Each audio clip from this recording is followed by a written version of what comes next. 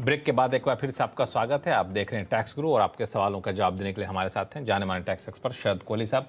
कोहली साहब, कई सारे सवाल हमारे पास हैं, उन सवालों का जवाब लेंगे, लेकिन एक मुद्दा जिस पर अक्सर सवाल आते रहते हैं वो होता है कि आमदनी आपकी नहीं है फिर भी आपकी आमदनी में जुड़ जाती है दूसरे की आमदनी, जिसको क्लबिंग के नियम हम लोग कहते हैं।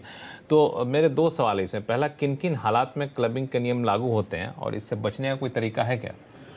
सेक्शन 64 है लक्ष्मण क्लबिंग से संबंधित। आपने बिल्कुल ठीक कहा, इनकम आपकी नहीं है जब आप किसी को गिफ्ट करते हैं। और ये तीन रिश्ते नाते ऐसे हैं जहां पर क्लबिंग अप्लाई होती है, पति पत्नी के बीच और ससुर साहब और उनकी बहुरानी के बीच, जिसको father in law daughter in law हम कहेंगे, और माइनर चाइल्ड और पेरेंट के बीच। अगर आपने इन तीन जगह में अपने एसेट्स या अपने कैश या आपने को गिफ्ट किया है तो उससे जो आमदनी होगी वो आपकी आमदनी में जाके जुड़ जाएगी। इन तीन अब इसमें जो बारीकियां हैं वो बहुत सारे लोग नहीं जानते हैं।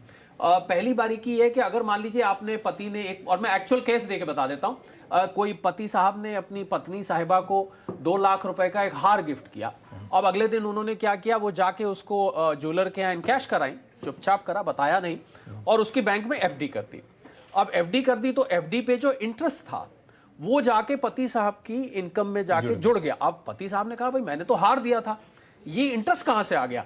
तो अगर शेप चेंज भी हो जाती है, आइडेंटिफिकेशन चेंज भी हो जाती है दिए हुए अमाउंट की, तब भी वो क्लबिंग का नियम लागू रहता है। इसके अलावा एक्रीशन, किसी ने शेयर्स गिफ्ट किए पत्नी को, उन पे बोनस शेयर्स आ गए, एक्रीशन हुआ, कुछ जुड़ गया, वो भी जाके क्लब हो गया, उसके ऊपर बोनस शेयर्स जो मिले वो जाके क्लब हो गया। इसके अलावा बहुत सारे लोग ये नहीं जानते कि आपने अगर कोई ऐसी चीज गिफ्ट की है और उस पर घाटा हो जाता है, तो अगर साहब प्रॉफिट हम जोड़ रहे हैं तो लॉस भी जुड़ेगा, लॉस भी बिल्कुल जुड़ेगा। एक इसमें और बारीकी है, और ये भी एक्चुअल केसेस बहुत सारे हुए कि क्लबिंग का प्रोविजन वहां लागू नहीं होगा जब तक आप पति पत्नी बने नहीं है। अब एक लड़का लड़की की रिश्ता हो गया था, फियांसी थी वो, तो शादी से एक दिन पहले उन्होंने 10 लाख रुपए उनको दे दिए।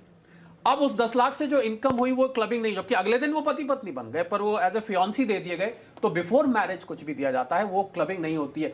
और क्लबिंग का सबसे पते की बात आपने यही बताई, क्योंकि शादी का सीजन चल रहा है, इसमें इन चीजों का ख्याल रखना चाहिए। टैक्स प्लानिंग और लक्ष्मण, इसमें आप क्लबिंग में सेक्शन 54 जो कैपिटल गेन से बचने का है, आप उसका भी लाभ ले सकते। मतलब आपने कोई मकान गिफ्ट किया तो अब आपके में कैपिटल गेन क्लब होके आ रहा है, तो आप बाकायदा सेक्शन 54 में जैसे आप बचाते हैं अपने मकान को, वैसे आप उसको बाकायदा बचा सकते हैं। एक एक्सेप्शन और बता देता हूं, काम की पति पत्नी की बातें आज बहुत चल रही हैं, वो ये है कि अगर पति पत्नी किसी पार्टनरशिप फर्म में दोनों पार्टनर हैं पर अपनी लियाकत और अपनी क्वालिफिकेशन की वजह से पार्टनर हैं, फिर ये क्लबिंग लागू नहीं होगी। वरना आप पत्नी को पार्टनर बना लेते हैं तो पत्नी का जो प्रॉफिट होगा आपके में जाके जुड़ जाएगा।